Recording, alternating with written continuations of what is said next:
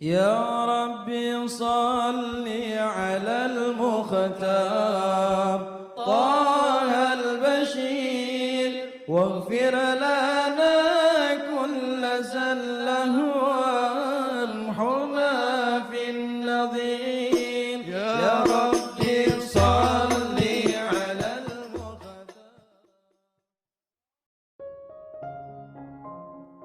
Bismillahirrahmanirrahim. Alhamdulillahirabbil alamin. Allahumma shalli wa sallim ala sayyidina Muhammadin miftahi babi rahmatillah adada ma fi ilmillah salatan wa salaman daimaini bidawami mulkillah wa ala alihi wa sahbihi. Allahumma shalli ala sayyidina Muhammadin salatan tunawwiru biha qalbi wa taqdili biha hajati fid dunya wal akhirah wa ala alihi wa sahbihi wa sallim. Assalamualaikum warahmatullahi wabarakatuh. Sahabat online yang dirahmati Allah, alhamdulillah kita bisa berjumpa kembali. Mudah-mudahan kita senantiasa mendapatkan taufik dan hidayah dari Allah Subhanahu wa taala. Pada pertemuan kita kali ini, mari kita ngaji bareng Habibana Novel bin Muhammad Al-Idrus tentang berpikir positif dalam setiap keadaan. Ini hadis riwayat Imam Muslim dan imam-imam yang lain. Dari Sayyidina Abu Hurairah radhiyallahu anhu, Baginda Muhammad SAW bersabda, Allah Azza wa Jal berkata. Jadi hadis itu ada dua. Hadis yang merupakan ucapan, ketetapan, ataupun perbuatan Nabi Muhammad SAW. Ada juga hadis yang sebetulnya itu ucapannya Allah Ta'ala. Ya, ucapannya Allah Ta'ala. Tetapi bukan Al-Quran. Yang Rasul menyampaikan langsung kepada kita, ini Allah yang berkata gitu. Walaupun sejatinya semua ucapan Nabi SAW adalah ucapannya Allah. Kenapa? Wa ma yantiqu 'anil hawa. Karena baginda Muhammad SAW dalam Al-Quran dikatakan tidak pernah berbicara dari hawa nafsunya. Melainkan semua yang diucapkan Nabi, wahyun yuha. Adalah wahyu dari Allah Subhanahu wa ta'ala.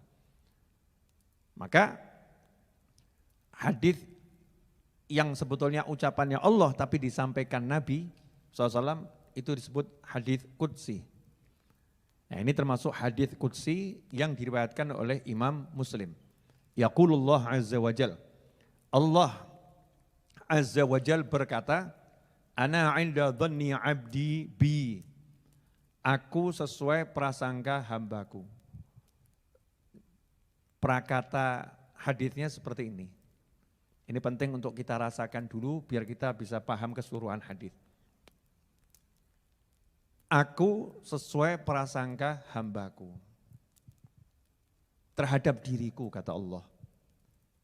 Nah, sekarang kita mau memprasangkai Allah apa? Ya sesuai kenyataannya saja. Kenyataannya Allah Maha mencintai, kenyataannya Allah Maha menyayangi, kenyataannya Allah Maha mengampuni, kenyataannya Allah Maha melindungi, kenyataannya Allah Maha memberi. Itu semua fakta, nyata. Maka kita prasangkai saja Allah seperti itu terhadap kita. Allah sayang sama saya. Allah pasti akan memberikan jalan kepada saya untuk mendapatkan ampunan. Allah pasti akan mengampuni saya. Allah pasti. Prasangkai Allah dengan baik dulu. Husnul dzan. Jangan prasangkai Allah dengan buruk, negatif. Setiap ada yang nanya sama saya, itu saya jawab, responnya itu macam-macam. Dan saya itu paling gak suka. Kalau ada orang saya kasih tahu, ngeyel. Ngeyelnya model begini loh. Misal datang satu orang, Habib saya sakit, tolong didoakan. Saya jawab, kamu sehat. Mestinya jawabannya apa? Amin. Betul ya? Enggak, Bib. Saya ini sakit. Menukip ya. Habib saya sakit, doakan. Kamu sehat. Mestinya jawabannya, amin. Kiai saya sakit, tolong doakan. Jawabannya mestinya, kalau kiainya bilang kamu sehat, jawabannya mestinya bilang apa? Amin. Kalau orangnya jawab bukan amin, tapi Yai Habib, saya ini sakit beneran. Ini maksudnya mau minta doa atau mau curhat? Curhat, ya. Dan dia sudah berpikir negatif, bahwasanya dirinya ini gak akan sembuh. Penyakitnya susah disembuhkan. Jadi jawaban seorang Habib, Kiai, ulama, atau teman-teman yang mengatakan kamu sehat, dianggap ini omong kosong yang gak ada manfaatnya gitu loh. Ini namanya prasangka buruk kepada Allah Subhanahu wa ta'ala. Wah ini banyak ini. Ada satu orang datang, Habib, saya ini punya masalah besar. Saya jawab, insya Allah enggak ada masalah. Ada Bib, ada. Kiwara sabor lagi. Dijak mikir enak kok. Saya itu mau memperbaiki dulu pola pikir orang-orang yang berinteraksi dengan saya. Jangan pernah kamu berpola pikir bahwasannya kamu punya masalah. Kalau pola pikirnya gitu terus, berarti zonmu ya begitu. Prasangkamu saya dalam masalah. Ya enggak selesai-selesai. Ini kan pola pikirnya apa nih? Pola pikir negatif semua, enggak ada positifnya. Datang satu orang, Bib, doakan saya ini segera punya keturunan. Sudah 20 tahun saya menikah, belum punya keturunan. Kan gitu.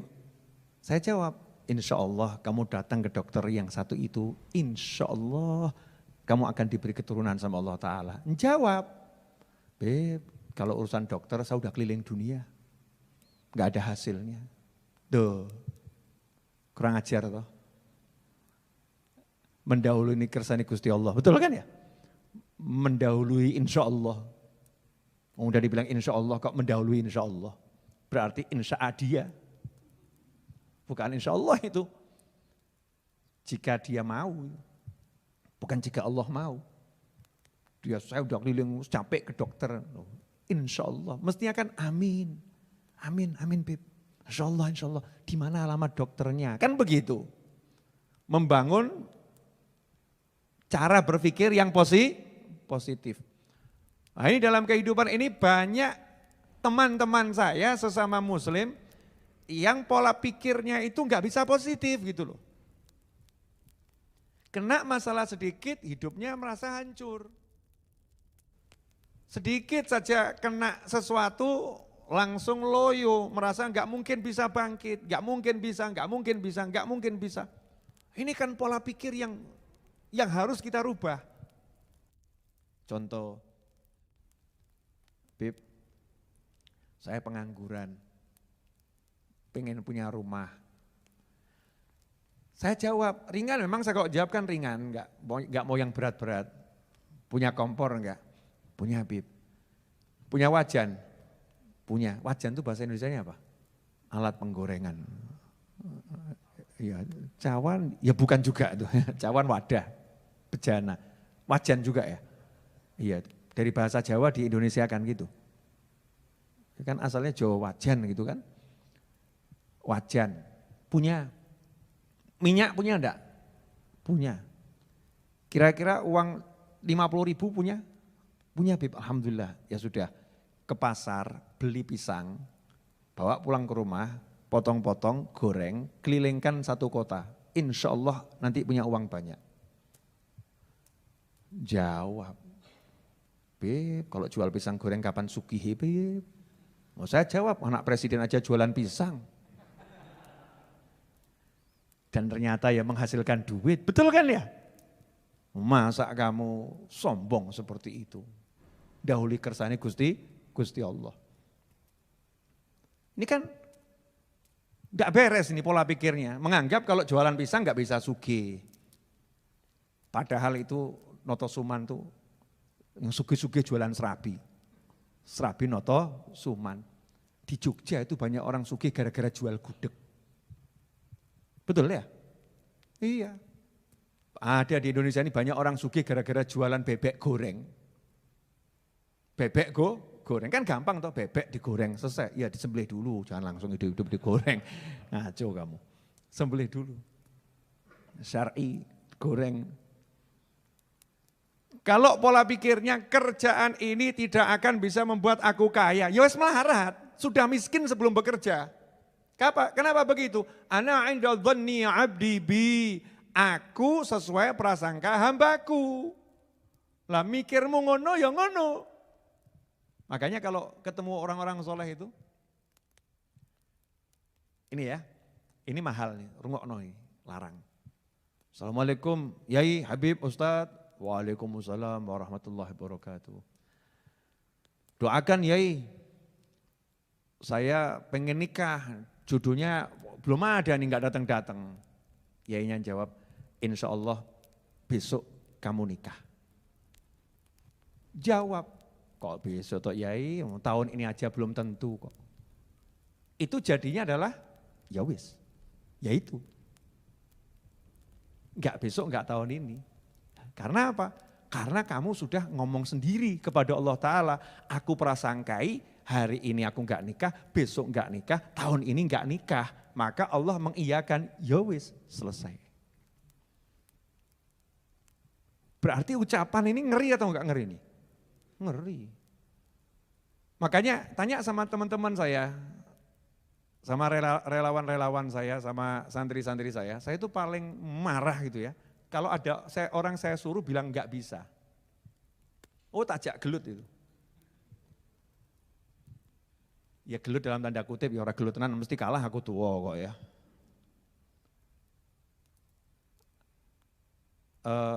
Kamu misal nih ya, beli tiket, gak ada Bib, gak mungkin dapat. Yang model begini nih, oh langsung saya coret, ya, tidak layak jadi murid saya. Kenapa? Kakek mikir, kebanyakan mikir. Kamu cari tiket, bismillah, sami'na wa ta'na. Nanti kalau udah keliling tutup kabeh baru laporan, tutup Bib, kan betul gitu. Tapi pola pikirnya adalah insya Allah ada yang buka. Pola pikirnya harus betul dulu. Dulu saya kalau guru saya ngomong sesuatu, saya nggak pernah ngomong nggak bisa. Nggak pernah ngomong nggak bisa. Saya masih ingat ketika guru saya ngomong ke saya, Novel beli mobil ya. Lawang saya itu uang 1 juta aja nggak punya kok. Guru saya bilang beli mobil ya. Itu guru saya ngomong begitu sambil bawa brosur. Saya masih ingat itu sebelum makan siang ada sales dari Semanggi sini ke tempat rumah guru saya, pengen ketemu. Ditemuin tuh sama guru saya, anak muda gitu. Nawarkan mbak brosur jualan mobil, sales waktu itu. Ya terima kasih. Kemudian guru saya ngomong, Novel nanti beli mobil ya sambil nunjukkan gitu. Ya coba kalau kamu, setelah batinah ngeledek ini. Oh sepeda motor aja minjem. Suruh beli mobil. Jawaban saya langsung, siap amin insya Allah gitu. Siap amin insya Allah. Langsung saya prasangkai, wah aku meh duwe mobil. Saya akan punya mobil. Dan sekarang teman saya Mas Hanata tuh bingung, bolak-balik saya jual beli mobil. Beli, jual, beli, jual, beli, jual. Sesuai kebutuhan, kalau pas gak punya duit, jual. Ya punya, beli lagi. Majelisnya butuh duit, mobilnya dijual. Nanti punya duit, belilah lagi. Nah orang yang gak paham, prasangka baik sama Habib Novel, alhamdulillah, wah Habib Novel sugih pol. Kenapa? Mobilnya gonta ganti. Tetap bagus, kecuali yang paham. Nah, ikhwani rahimakumullah. Saya prasangkai yang baik ucapan guru saya, enggak pernah saya mikir yang jelek. Moh saya mikir jelek. Dan saya paling marah gitu. Kalau orang dikasih tahu yang baik, kok jawabannya enggak bisa seperti itu. Enggak mungkin. Jadi kamus kata enggak mungkin, enggak bisa tuh kalau interaksi sama saya harus dicoret. Coret, enggak ada kamus enggak mungkin, enggak bisa. Enggak mungkin, enggak bisa. Coret. Ya semalam juga terjadi seperti itu. Nggak bisa Habib, tapi Habib coba, siapa tahu bisa. Oh dalam kamu saya nggak ada nggak bisa. Tak coba bener, bisa. Setelah itu langsung orangnya ke toilet. Teman saya gitu ya, ya langsung mules itu, wah ternyata bisa nih, kalah sama Habibnya ini ya. Jangan pernah memprasangkai Allah dengan hal yang buruk. Jangan pernah memprasangkai dirimu dengan hal yang buruk. Termasuk prasangka buruk sama Allah itu memprasangkai diri kita dengan hal yang buruk. Jangan. Dan jangan pernah memprasangkai orang lain dengan hal yang buruk. Selalu menanamkan prasangka yang baik, situasinya seperti apapun. Kondisinya seperti apapun, prasangka yang baik. Meskipun udah langit runtuh, bumi terbelah, ya secara teori nggak mungkin selamat, mikir oh selamat gitu loh. Jangan mikir, mati, remuk. Jelek lagi mikirnya. Optimis. Nah, itu mukmin memang harus gitu. Hasil nggak ngurus, prosesnya benar, hasil nggak ngurus. Yang penting prosesnya tidak salah secara syariat. Kemudian dilanjutkan oleh Allah Ta'ala, wa ana ma'uh. Kalau bahasa Hadramutnya gitu, wa ana ma'uh. Ya, tapi kalau bahasa Fusahanya, wa ana ma'ahu, wa ana ma'ah. Dan aku bersamanya, hina yadhkuruni, ketika dia mengingat dan menyebutku. Ini kalau dihayati betul, ambles loh bumi ini. Remuk itu, hati itu. Allah bersamamu kalau kamu ingat Allah. Makanya kalau ada orang sumpek-sumpek, ruwet-ruwet itu berarti dia nggak ingat sama Allah, mesti. Mumet aku, berarti Allah lagi nggak sama kamu itu. Kenapa Allah nggak sama kamu? Karena kamu nggak sama Allah. Kamu nggak bersama dengan Allah, maka Allah nggak bersama dengan kamu. Kamu nggak ingat sama Allah, maka Allah nggak ingat sama kamu. Kamu meninggalkan Allah, maka Allah meninggalkanmu. Kok iso awakmu sumpek? Kok bisa kamu suntuk? Kok bisa? Lah, ya suntuk. Lah apa sebab suntukmu? Gak punya duit. Berarti kamu lupa kalau yang bisa ngasih duit hanya Allah. Makanya kan sabda Nabi, la haula wala quwata illa billah, obat untuk 99 penyakit yang paling kecil alham. Sumpek suntuk itu penyakit paling kecil yang disembuhkan dengan la haula wala quwata illa billah. Jadi kalau sumpek itu datang, ngusirnya gampang. La haula wala quwata illa billah. Ruwet la haula wala quwata illa billah. Enggak ada duit la haula wala quwata illa billah. Jodohmu angel la haula wala quwata illa billah. Saya ngomong sopo gitu loh ya. La haula wala quwata illa billah. Hanya Allah yang bisa. Enggak ada yang lain. Kamu bakal begini, la haula wala quwata illa billah. Hanya Allah yang bisa, enggak ada yang lain. La haula wala quwata illa billah. Terus yakinkan itu, kuatkan itu. Maka saat itulah Allah bersama kita waktu kita ingat sama Allah. Allah bersama kita artinya apa? Malaikat-malaikatnya Allah bersama kita. Junudullah. Ya, junudullah itu bersama kita. Bala tentaranya Allah bersama kita. Malaikat-malaikatnya Allah bersama kita. Malaikat akan mendoakan, sumpekmu hilang, sumpekmu hilang. Masya Allah. Kepala kita tiba-tiba dikasih berbagai macam ide lewat lintasan-lintasan bisikan-bisikan positif dari malaikat. Begitu ruwet urusan rezeki, la haula wala quwata illa billah, la haula wala quwata illa billah. Mulailah Allah kirimkan, Allah bersamanya, maka Allah kirimkan bala tentaranya, malaikat pun mendampingi, malaikat memberikan segala macam ide. Berbuatlah ini, bekerjalah ini, lakukan ini. Nimbulkan optimis, gampang ki urusan duit beres. Bala tentara Allah bersama kita. Rahmatnya Allah, hati dibuat adem. Rahmatnya Allah turun. Allah kasih nur cahaya di hati kita, gelapnya nyingkir, tenang. Nah kenapa bisa tenang, bisa enggak ruwet, bisa enggak mumet? Karena Allah bersamanya. Allah bersamanya apa artinya? Di antaranya dikasih rahmat, dikasih sakinah, ya ketenangan hati, dikasih cahaya sehingga bisa melihat dengan jelas, dikasih malaikat yang mengelilingi, malaikat yang melindungi, malaikat yang menolong. Ya tenang. Seperti Nabi Ibrahim alaihissalam mau dilempar ke api Namrud. Oh, Nabi Ibrahim gak pernah lupa mau dilempar ke api Namrud. Ya malaikatnya yang sibuk, malaikatnya Allah sibuk. Satu demi satu malaikat itu berbondong-bondong datang. sendika dawuh, mau diperintah apa siap, saya malaikat pembawa angin. Saya mau kirim angin biar apinya padam, enggak usah. Malaikat membawa hujan, saya diperintah Allah untuk membantu kamu. Saya siap ngirim hujan ke sini biar padam apinya, enggak usah. Makasih, enggak usah, makasih. Sampai pimpinannya semua malaikat, malaikat Jibril alaihissalam turun tangan. Ini kan menarik sekali. Siapa ingat Allah, maka Allah bersamanya. Makanya kalau kamu lihat ada orang yang bersama Allah, kamu enggak usah pusing. Tenang. Urusannya pasti dibereskan sama Allah Subhanahu wa taala. Urusannya pasti diselesaikan oleh Allah Subhanahu wa taala. Tapi yo ewangono. Jangan kamu lihat ada orang soleh sakit, butuh biaya ke rumah sakit, ya duitmu banyak, terus kamu jawab, oh dia orang soleh, tenang.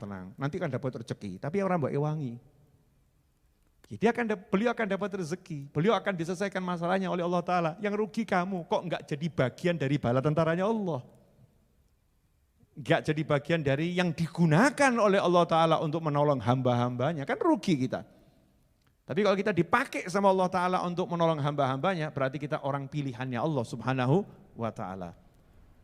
Wa ana ma'ahu hina yadhkuruni in dzakarani fi nafsih, dzakartuhu fi nafsi. Kalau dia itu ingat saya sendirian, dalam hatinya, gak ada orang yang tahu, gak di hadapan orang banyak. Kata Allah, aku juga akan ingat dia di dalam diriku. Loh, diingat sama Allah loh, diingat.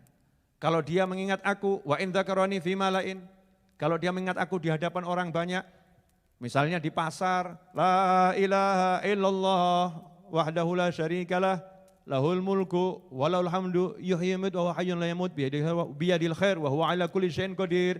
Dia baca 3 kali dengan suara keras. Kan di hadapan orang banyak, zikir bil jahar. Baik dia sendiri maupun berjamaah. Ini hadis termasuk dalil bolehnya zikir dengan suara keras di hadapan orang banyak. Atau zikir berjamaah bersama orang banyak. Hadisnya sahih, riwayat Imam Muslim dan yang lain. Kalau dia memang menyebut aku di hadap kelompok masyarakat, kelompok orang-orang, berarti kalau ada satu orang nyebut di kelompok orang, berarti orang ini kan diizinkan berzikir dengan suara keras di hadapan orang lain. Yang satu juga diizinkan berzikir di hadapan keras di hadapan orang lain. Yang satu diizinkan berzikir keras di hadapan orang lain. Nah yang diizinkan ini bersama-sama, yuk kita zikiran keras di hadapan orang lain. Akhirnya zikirnya berjamaah. La ilaha illallah, la ilaha illallah, berjamaah itu. Maka Allah bilang saya akan juga sebut-sebut dia di hadapan perkumpulan yang lebih baik dari perkumpulannya. Perkumpulan malaikat-malaikat yang besar, malaikat senior. Disebut-sebut sama Allah Ta'ala. Ini fulan, ini lagi nyebut aku nih. Ingat-ingat aku di majelisnya, di pasarnya, di suronya, di langgarnya. Disebut. Lah bayangkan kita di bumi, nama kita disebut di langit yang paling tinggi. Masya Allah. Sayangnya Allah pada hambanya. Disebut di langit yang paling tinggi.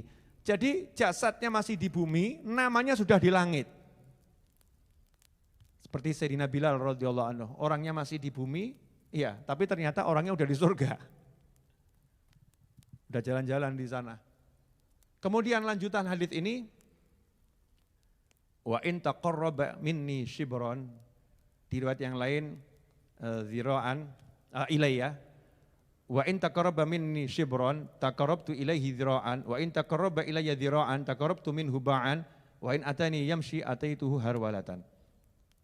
Jika dia mendekat kepadaku sejengkal ini, maka aku mendekat kepadanya selengan. Kalau dia mendekat kepadaku selengan, maka aku mendekat kepadanya ba'an. Ba'an ini 2 tangan kita bentangkan. Dari ujung jari sampai ujung jari, ba'an. Jika dia mendekat kepadaku dengan berjalan kaki, maka aku akan berlari menghampirinya, berlari kecil menghampirinya. Jangan salah mengartikan hadis ini ya, ini bukan menyamakan Allah dengan makhluk. Bukan tasbih ya, bukan menyamakan Allah dengan makhluk. Maha suci Allah dari menyerupai makhluk. Tetapi ini adalah permisalan yang Allah berikan. Permisalan. Permisalan untuk apa? Mendekatkan pada pemahaman. kalau ada orang itu mau mendekat kepada Allah sejengkal, artinya yo males pol gitu loh. Kitanya males pol. Mau mendekat tapi masih malesnya luar biasa. Malas, dengan malas mau mendekat pada Allah Subhanahu wa taala. Maka Allah akan melipat gandakan pahalanya. Yang segini jadi segini. Rahmatnya, ampunannya diganti sama Allah tuh 3 kali lipat. Ini kan yang selengan, ini kan 3 kali lipatnya nih Shibron. Kalau ternyata dia selengan, Allah akan mendekat kepadanya 3 kali lipat lagi. 1, 2, 3. Ini karena pakai bahasa tubuh. Ukuran-ukuran yang dipahami orang Arab di masa itu. Karena kalau pakai meteran kan nggak mudeng, berapa meter gitu. Pakainya bahasa tubuh. Kalau ternyata dia mendatangiku dengan berjalan, aku mendatanginya dengan berlari. Artinya apa? Artinya ampunannya Allah itu lebih cepat daripada kita minta ampun. Allahumma gfirli, wes diampuni loh. Ya Allah, beri saya rahmat, sudah dari rahmati. Datangnya rahmatnya Allah lebih cepat dari permintaanmu untuk minta rahmat. Datangnya ampunannya Allah lebih cepat daripada permintaanmu untuk minta ampun. Datangnya pertolongan Allah lebih cepat daripada permintaanmu minta tolong. Nah, cuman kadang-kadang kita ini yang menganggap makna pertolongan Allah itu kan beda-beda. Katanya saya kalau minta tolong sama Allah ditolong, tapi ternyata kok hutang saya nggak selesai-selesai. Ya, makna pertolongan Allah ini apa? Itu dibahas di pelajaran khusus, bukan malam hari ini. Ya, bukan malam hari ini. Nah, sampai titik ini mudah-mudahan cukup bisa dipahami bagaimana Allah itu lebih mendekat kepada hambanya ketimbang hamba itu mendekat pada Allah. Saya mau kasih ini mudah-mudahan bisa dirasakan. Kalau ada pekerja pengangguran,